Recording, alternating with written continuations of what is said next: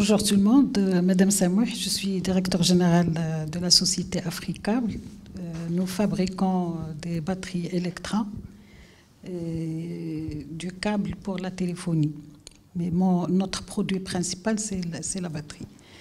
Alors, ma relation avec le Made in Morocco, si vous m'avez posé cette question avant de démarrer ma carrière professionnelle, je vous aurais dit, bon, il n'y a pas de Made in Morocco, les produits marocains, ils n'ont pas de qualité, pas de valeur.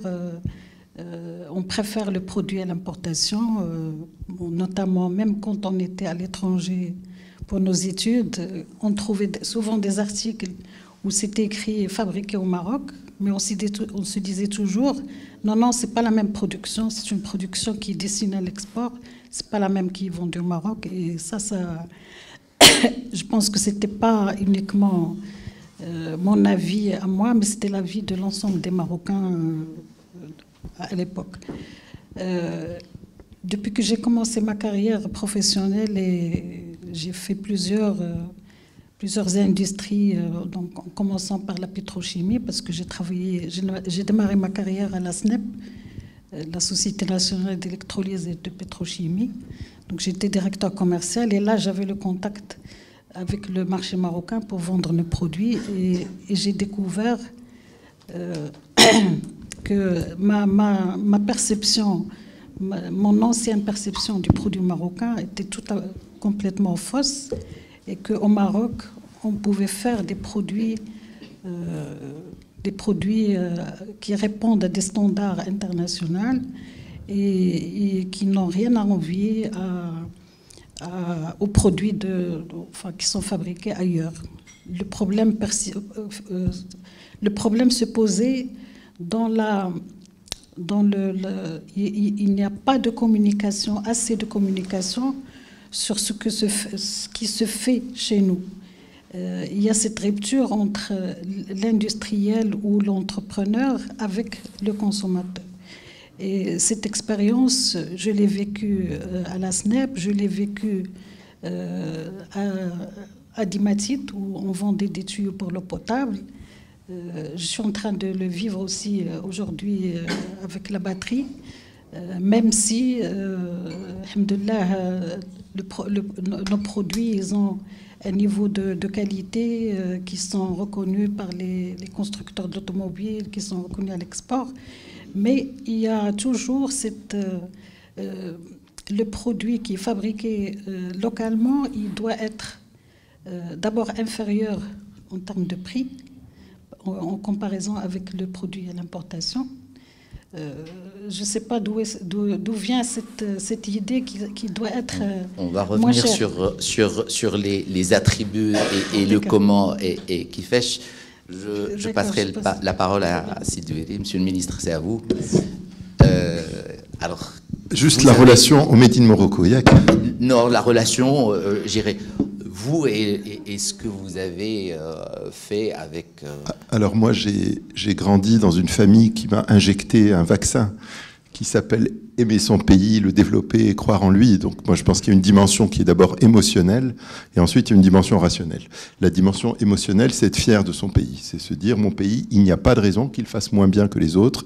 Mon pays doit se développer dans 10 ans, dans 20 ans, dans 30 ans, dans 40 ans. À t égale 0, il est moins développé qu'un autre pays, mais il est plus développé qu'un autre pays. Donc il se développe, il a son chemin. Donc émotionnellement, si on veut être fier de son pays, on est attaché au Made in Morocco. Moi, quand je suis rentré de ma carrière professionnelle à l'étranger, je faisais mes courses à Casablanca et j'achetais des produits marocains par conviction. S'il y avait le thon Isabelle et le thon Tam, je prenais le thon Tam Metelen. S'il y avait la confiture Aïcha et la confiture Bonne Maman, je prenais la confiture Aïcha. Donc ça, c'est une relation émotionnelle au Made in Morocco. C'est pas, c'est une conviction émotionnelle. C'est une émotion, c'est une passion que l'on voue à son pays. Ensuite, il y a la partie rationnelle. La partie rationnelle, c'est que je suis convaincu qu'on a une responsabilité collective entre le gouvernement, entre le secteur public et le secteur privé. Le secteur privé fait les entrepreneurs, fait les consommateurs. Et notre responsabilité collective, c'est de créer des emplois, c'est de développer notre pays, c'est de créer des revenus, de créer des salaires, de créer de la protection sociale. Donc à de la responsabilité collective, c'est comme un pacte collectif, il peut être implicite, il peut être explicite, il peut être dit fort et haut par tout le monde, en disant le Made in Morocco, c'est fait pour créer des emplois et créer des salaires. Donc Adouma met deux relations au Made in Morocco. Mais de par votre parcours, Sidouiri, vous avez créé des marques marocaines. Quelle en était la motivation? Bon, là, on monte un niveau plus haut dans la chaîne de valeur ajoutée. Oui, non, je comprends. Alors, les marques, c'est quand on veut emmener la chaîne de valeur marocaine jusqu'au bout. N'est-ce pas? On peut faire le début, la matière première. Ensuite, on peut transformer la matière première dans un produit fini, mais qui n'a pas de marque, qui est donné à une marque d'une multinationale ou une marque internationale. Et à la fin, ce sont la somme de ces marges-là qui font la valeur ajoutée totale qui est faite dans le pays. Nous faisons effectivement Mutandis, que je dirige depuis 2008. Mutandis, sa signature, c'est accélérateur de marque. Donc on s'est créé sur le concept d'aller jusqu'au bout de l'industrie, jusqu'au consommateur final. Pardonnez ma voix, je sors d'une bronchite avec des cordes vocales affectées. Donc effectivement, les marques, c'est l'étape ultime de la possession de la marge et de la possession du consommateur et de la création de la valeur ajoutée maximale. Donc les pays développés, les grandes multinationales sont avant tout des propriétaires de marques. Ils se délaissent d'ailleurs souvent de la partie industrielle dont nous parlons aujourd'hui, où ils se délaissent parfois de la partie industrielle, mais ne se délaissent jamais de la marque. La marque, c'est le contrôle du cerveau du consommateur. Donc c'est surtout ce qu'il ne faut pas perdre pour un groupe qui fabrique des produits de grande consommation. Merci. C'est Ali. Alors, votre relation de par votre parcours et votre position aujourd'hui à la tête de l'AMDIE. Je vais rebondir sur ce qu'a dit Madame Saloh et si Adil. Il y a effectivement une double perception. Quand on arrive et qu'on travaille pour l'État et qu'on défend le Made in Morocco et qu'on défend la marque marocaine dans son ensemble, on a d'abord le retour qui est un retour que beaucoup de gens ont eu, comme l'a dit Madame Saloh, c'est-à-dire la perception de la qualité, qui n'est pas forcément la bonne. Et à l'inverse, quand on travaille avec des grands groupes internationaux qui font confiance au Maroc, on est très surpris de la perception extrêmement qualitative du Made in Morocco.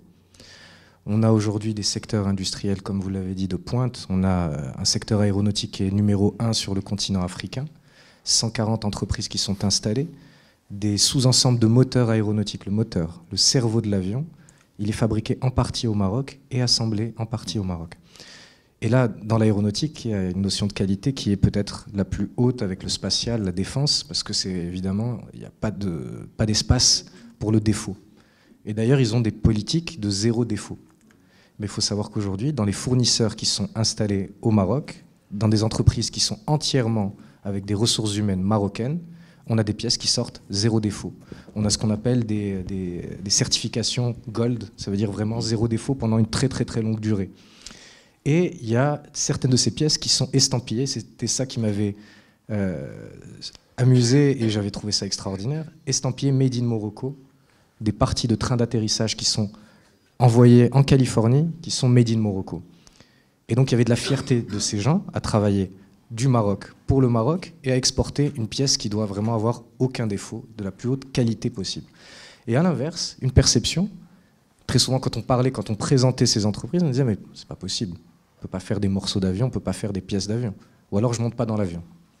On avait entendu ça. Et aujourd'hui, j'ai le sentiment que c'est en train de s'estomper. Il y a eu beaucoup d'événements qui sont passés entre-temps. Il y a eu, il faut le rappeler, on a eu Covid. D'un coup, on n'avait plus que le Made in Morocco pour nous sauver.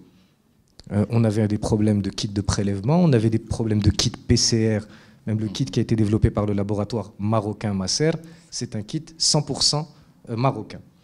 Le kit de prélèvement, juste les tiges, les couvillons pour aller faire les prélèvements, c'était en pénurie mondiale, et bien on a développé un kit en temps record qui était beaucoup plus compétitif et de meilleure qualité, d'après les médecins qui l'utilisaient, que le kit qui était importé de Chine. On a fait un lit médical, on a fabriqué des respirateurs dans des temps records, et les Marocains ont retrouvé la confiance dans leur capacité à faire.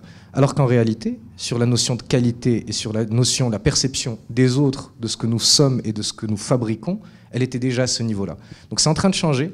Et moi, mon expérience que j'ai eue, c'est celle-là. C'est cette opposition entre le Made in Morocco vu d'ailleurs, le Made in Morocco vu by Morocco.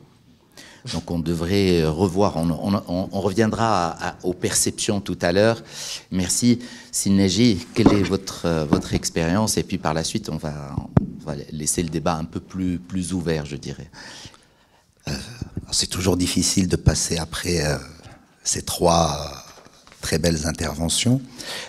Enfin, moi, je rajouterais un peu la même chose. Pour moi, le Made in Morocco, c'est vraiment d'abord une dimension émotionnelle. C'est le CIR de la Coupe du Monde. C'est vraiment ça. Il n'y a pas autre chose. Par contre, une fois dépassé la partie émotionnelle, le Made in Morocco, dans un pays comme le nôtre, c'est l'emploi. Nous savons quelle tranche de la population aujourd'hui souffre de précarité, et le Made in Morocco n'est plus négociable aujourd'hui.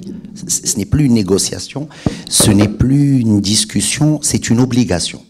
Maintenant, réellement, c'est une obligation. C'est au même titre que le médicament, au même titre que la défense nationale. Le Made in Morocco est une priorité. Je crois que le gouvernement actuel, le gouvernement précédent se sont extrêmement bien intéressés à la question. Moi, je vous en remercierai. J'ai connu Stéphane justement dans la promotion de l'industrie. Sidouri, qui lui a pris le virage en 2009, alors que beaucoup étaient en train de construire des résidences.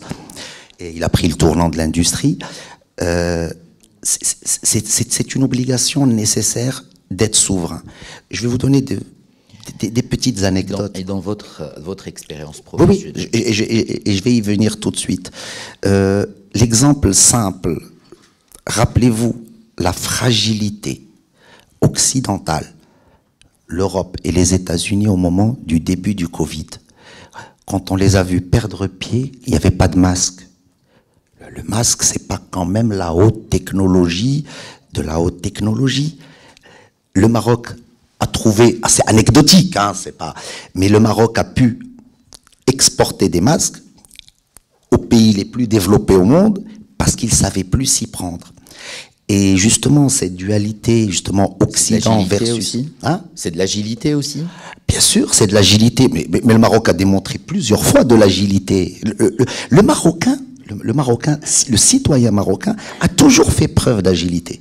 Comme il vit dans un univers qui est extrêmement contraint, on est quand même contraint par beaucoup de choses. On dépend de la pluie, on dépend de devises étrangères.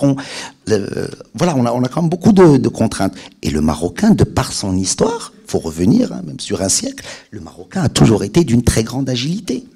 Mais pour vous dire autre chose, et toujours sur le côté émotionnel, mais là sur mon expérience personnelle, je passais à peu près 25 ans dans majoritairement beaucoup en multinationales et une partie quand même non négligeable en entreprise nationale.